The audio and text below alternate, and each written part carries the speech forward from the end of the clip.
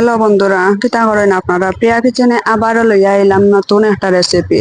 ছোলার ডাল আর পেঁপে দিয়া খুবই মজাদার একটা রেসিপি, না দেখলে অবশ্যই মিস করবা আপনারা। তো এই রেসিপিটা বানানোর লাগে প্রথমে আমি এখানে আগে থেকে সিদ্ধ করা একটা পেঁপে পানি জড়াইয়া রাখছিলাম, তো ওগুলো আমি একটু তেল দিয়া কড়াইয়ের মাঝে ছাড়ি দিলাম। এরপরে আমি এখানে একটু হলুদের গুঁড়া, সামান্য পরিমাণ একটু লবণ দিয়া আমি এগুলারে বাজি লাইমু।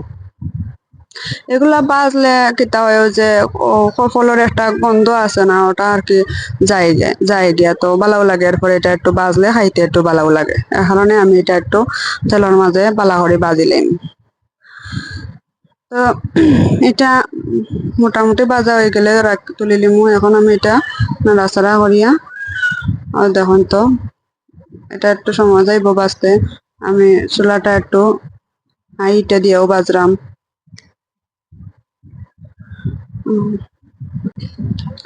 যাই হোক, আমার এটা ভাজা হয়ে গেলে আমি এটা তুলে নিব। আপনারা বাসা ট্রাই করিয়া দেখবা এই রেসিপিটা, মানে কার কি রকম লাগছে। আপনারা যদি ভালো লাগে থাকে তাহলে যারা আমার ফেসবুক পেজ থেকে দেখবা এই রেসিপিটা, তারা অবশ্যই ফলো দিয়ে আমার পাশে থাকবা। আর যারা ইউটিউব চ্যানেল তো দেখবা, তারা আমার ইউটিউব চ্যানেলটা প্লিজ সাবস্ক্রাইব করবা। তো এই রেসিপিটা আমার খুব বেশি ভালো লাগছে, আপনারা অবশ্যই ট্রাই করবা। যদি আপনারা ভালো লাগে থাকে তাহলে কমেন্ট করে অবশ্যই জানাইবা কিরকম লাগছে আপনারা এই রেসিপি। তো আমার এটা ভাজা হয়ে গেছে, আমি এটা তুলে নিলাম। এখন আমি কড়াইয়ের মাঝে আরো সামান্য পরিমাণ একটু তেল দিলাইলাম।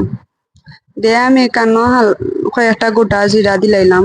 গোটা জিরা এটা মোটামুটি ওই তখন একটু লাল লাল ইয়ালে আমি এখানে একটু মেথি দিলাইমো, আর তেজপাতা দিয়া আমি আবার এটার একটু বাজি লাইমো।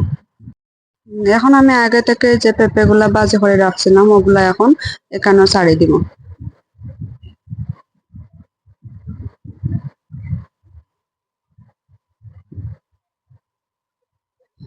এখন আমি এখানে 1 চামচ কাঁচা লঙ্কা, 1 চামচ আদা আর একটা টমেটো আমি আগে পেস্ট করে রাখছিলাম, ওটাও ছাড়ি দিব।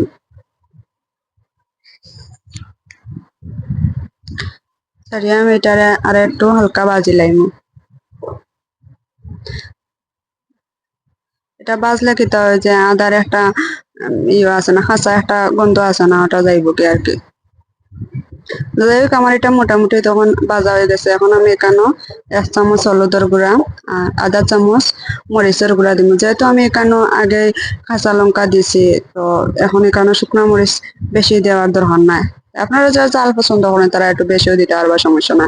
আমি এখানে একটু কমাইও দিছি। দিয়ে আমি এটারে হালকা আর একটু বাজিলাম।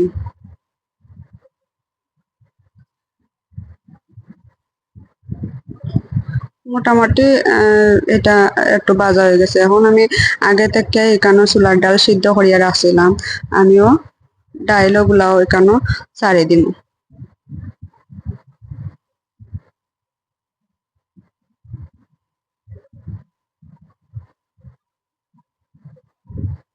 এটা আমি আগে থেকে সিদ্ধ করিয়া আর পানি ওটান জড়াইয়া রাখছিলাম। ডাইলি টেন ছাড়িয়া আমি আবার এটারে একটু কষাই লিম বালা করি।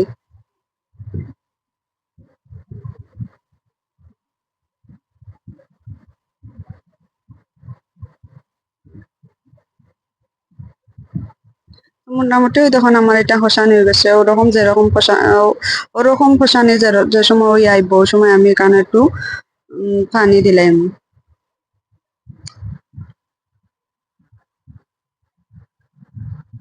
বেশি পানি দেওয়া যাইতো না, মোটামুটি একটু সামান্য পরিমাণ পানি দিলেও হইব, অত বেশি পানি দেওয়ার দরকার নাই।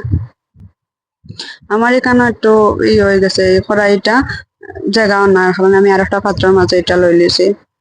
ও দেখুন, এখন আমি পরিমাণ মতো লবণও দিলাম। দিয়ে আমি এখানে একটা কাঁচামরিচ দিলাইমু, একটু জিরার গুঁড়াও দিলাইমু। দিয়ে আর কিছু সময় এটা জাল দিলাইম।